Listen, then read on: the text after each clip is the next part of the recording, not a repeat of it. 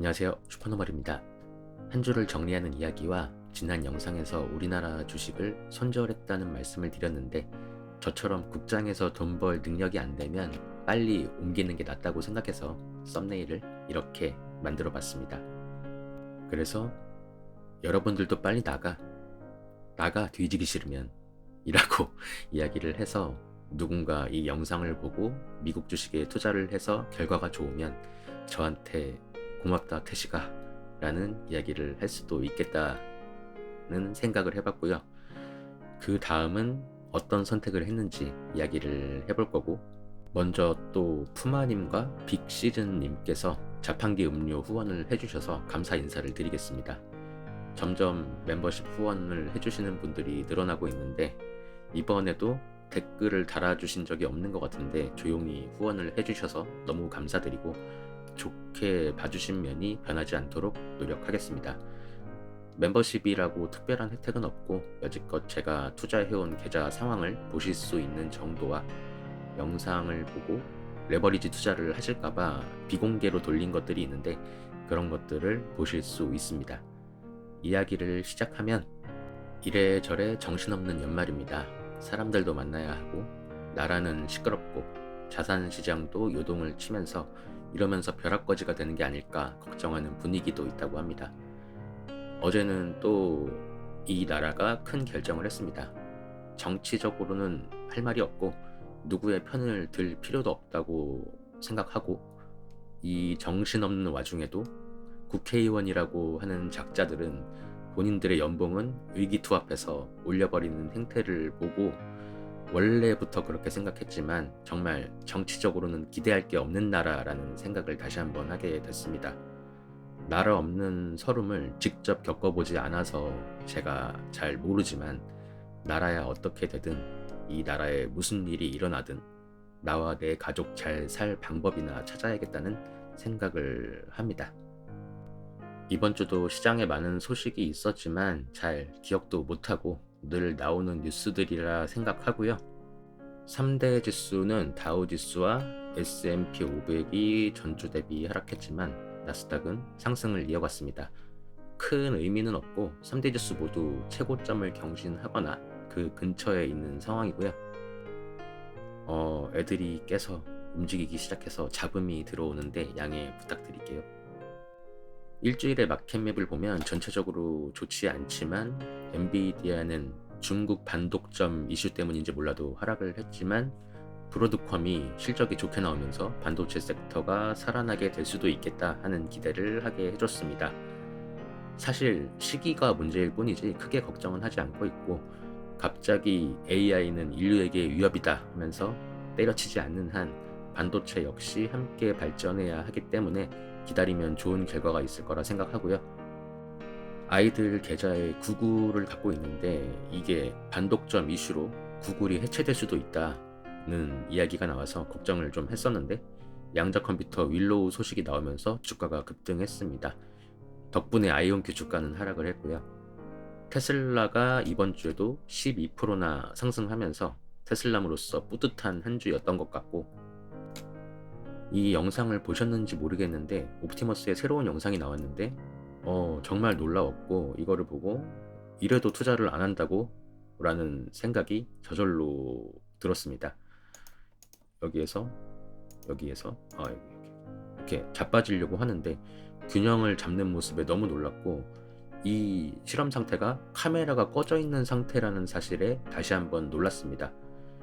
전기차가 아닌 옵티머스를 보고 테슬라에 투자를 시작한 저로서는 너무나도 좋은 소식이었습니다.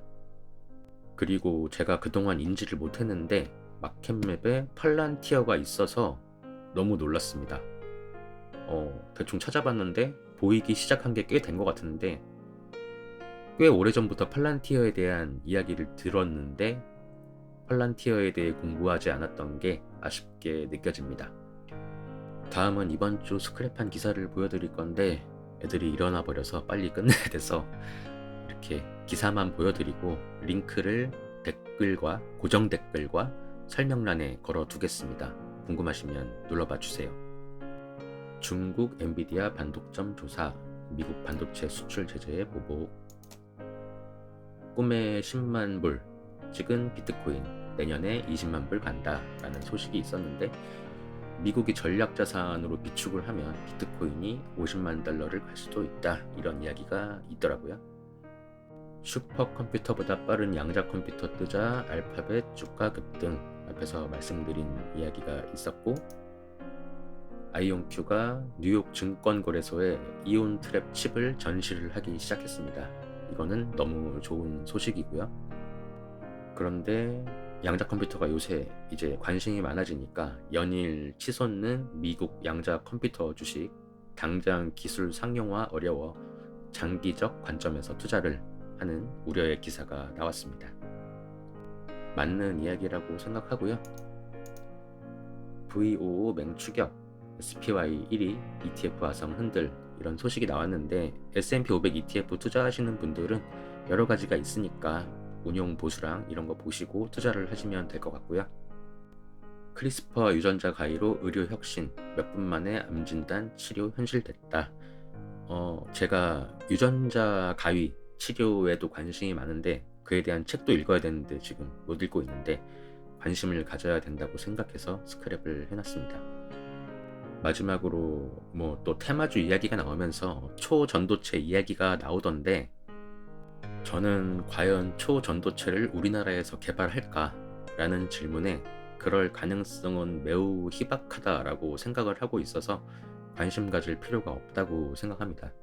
이런 테마주 잘못 달라붙었다가 정말 큰일 날 수 있다고 생각을 해서 애초에 관심을 안 갖는 게 좋다고 생각합니다.